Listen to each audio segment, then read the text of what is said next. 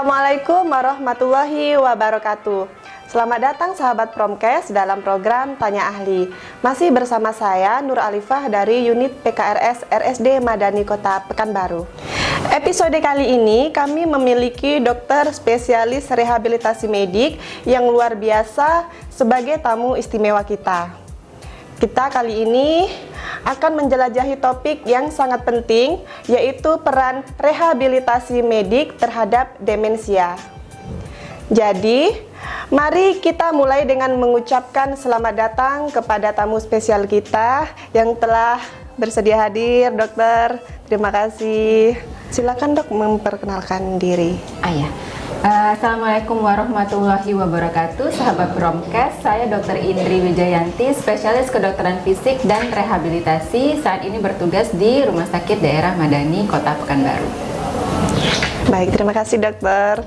Tanpa berlama-lama lagi, mari kita mulai perbincangan yang menarik dan dapatkan wawasan yang berharga dari Dr. Indri Wijayanti. Dokter, apa itu demensia? Demensia atau istilah awamnya adalah pikun. Demensia sering dialami oleh usia lanjut, namun demensia bukan merupakan proses penuaan yang wajar. Demensia juga dapat terjadi pada usia yang lebih muda. Untuk penyebab demensia itu gimana dok? Ya, penyebab demensia terjadi karena adanya kerusakan pada sel-sel otak yang memiliki fungsi tertentu, yaitu fungsi komunikasi antara sel. Sehingga jika sel otak tersebut rusak, maka terjadi gangguan komunikasi antara sel-sel di otak kita. Demensia dapat disebabkan oleh penyakit Alzheimer, gangguan vaskularisasi otak, baik stroke maupun cedera kepala, kekurangan vitamin B12 dan vitamin B6, gangguan fungsi kelenjar tiroid, pernah atau ada riwayat infeksi otak atau ensefalitis, dan penyakit degeneratif otak lainnya. Untuk tanda-tandanya itu gimana dok? Tanda-tanda demensia antara lain terjadi penurunan daya ingat dan kemampuan berkomunikasi, gangguan penilaian terhadap permasalahan, dan kesulitan pengambilan keputusan, bahkan yang gampang sekalipun ya, seperti menentukan akan buang air kecil atau tidak gitu ya. Makanya ada usia lanjut atau lanjut usia yang mungkin istilahnya mengompol gitu ya, karena dia kesulitan memutuskan saat ini dia sudah seharusnya buang air kecil atau belum ya. Kemudian disorientasi waktu dan tempat, ini dikatakan seperti tersesat pada tempat yang sebenarnya dia sudah biasa. Kemudian perubahan tingkah laku, emosi yang labil ya, kadang menangis atau kadang marah ya. Kemudian kurang inisiatif atau motivasi, dan berkurangnya minat terhadap hobi yang sebelumnya lanjut usia tersebut lakukan. Kemudian juga kesulitan untuk fokus dan memberikan perhatian. Lalu bagaimana peran rehabilitasi medik terhadap demensia dok? Peran rehabilitasi medik terhadap demensia kita beri singkatan LUPA, tapi bukan untuk dilupakan ya.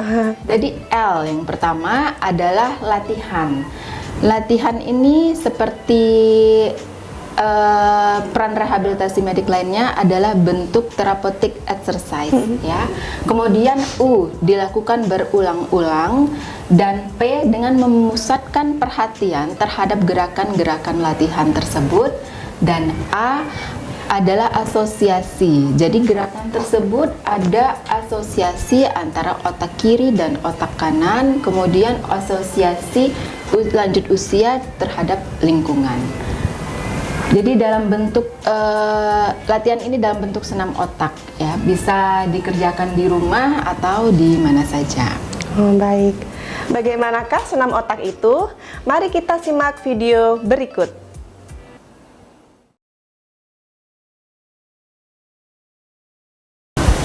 Berikut adalah gerakan senam otak yang dapat dilakukan sehari-hari, baik di rumah ataupun di mana saja.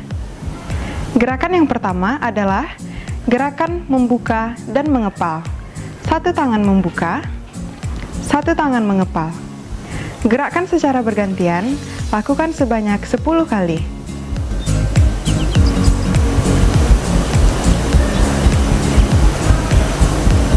10.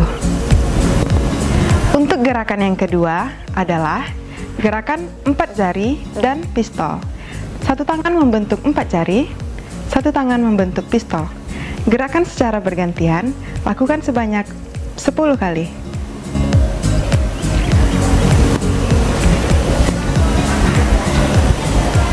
10. Gerakan yang ketiga adalah jempol dan kelingking. Satu tangan membentuk jempol, satu tangan membentuk kelingking. Gerakan secara bergantian, lakukan sebanyak 10 kali.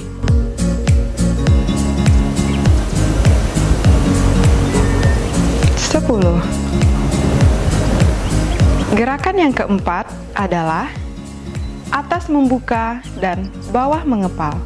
Satu tangan di atas membuka, satu tangan di bawah mengepal. Gerakan secara bergantian, lakukan sebanyak 10 kali.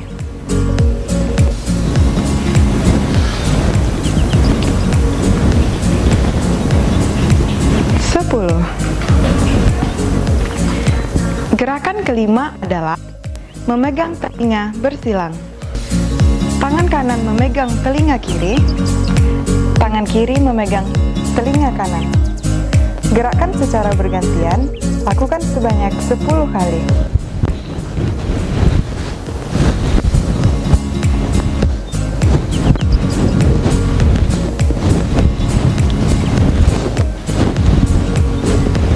10.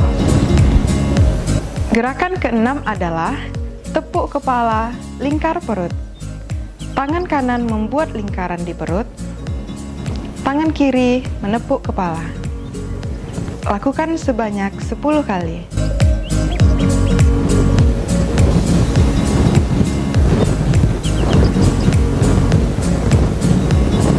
10.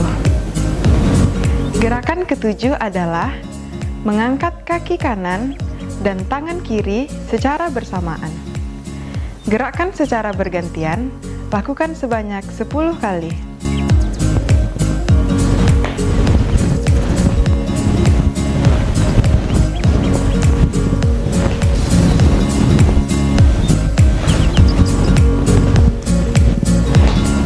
10. Gerakan ke-8 adalah tangan menutup dada, kaki membuka. Gerakan secara bergantian, lakukan sebanyak 10 kali.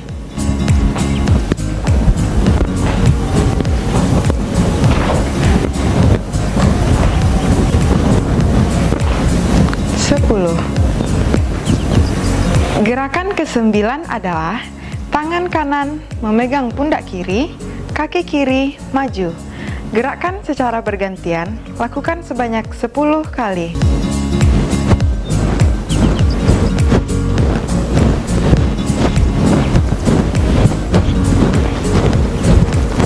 10.